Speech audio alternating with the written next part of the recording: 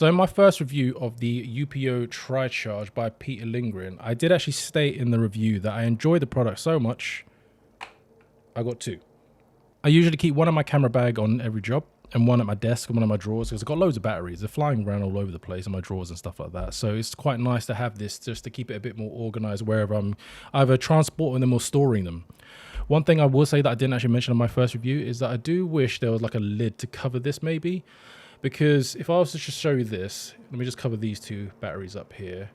I'm not going to use an excessive amount of force, but the batteries do fly out.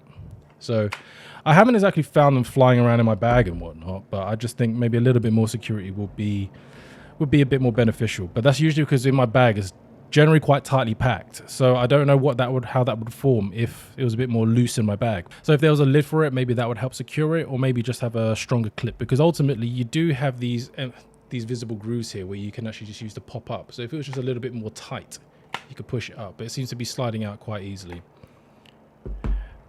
And it's true for both of them here. So it's not like I've just got a faulty unit. It's just how the product is. I don't know if my microphone is picking that up, but there's a helicopter circling around. So clearly I'm not living in the nicest of areas and they're trying to chase someone down. But after I posted my first review, there was a question that was asked about how fast did they charge. And that was actually something that I actually forgot to actually include in my first review. But I did actually follow up in a second video where I put 3 batteries into the Tri-Charge, and then I put 2 batteries into a K&F charger. But the K&F charger had a 45 watt USB-C charger and the Tri-Charge had 100 watts. So it wasn't a fair test.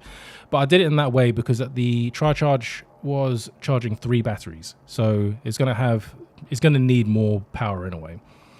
Equally, the Tri-Charge won. It beat the K&F charger by quite a large margin. So I was curious to know like how it would perform in other situations, like if it was only charging 1 battery each and if it was on an even playing field with the same power source of a 45 watt charger. So that being said, I'm now doing that test now.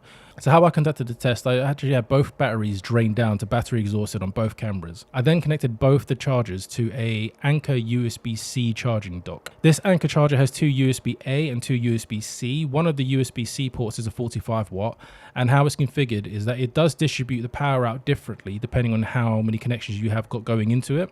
But for this test, I'm only going to have 1 USB-C connection into the 45 watt port. So both chargers should now be charging at 45 watts. I mentioned in the last video that any battery that I have that has the white sticker on there is an older battery, at least 2 to 3 years old at that point. They're not dated by age, so it's hard for me to say like how much usage they've got out of them, and equally it's hard to say because the different cycles that they've gone through. What I will say though is that physically both batteries are in very similar condition. They both have the white sticker, so they're in the same playing field. So with each charger having 1 single battery, which is of roughly the same age, both connected to a 45 watt USB-C charger, let's see the results on how they perform now. On a side note, I've orientated in a weird way because I was actually thinking originally to do this as a YouTube short or a reel, but I figured, you know what, I'll actually put this up as a proper video where it's a bit more searchable. So you let me know down below what you think of this result. Cheers.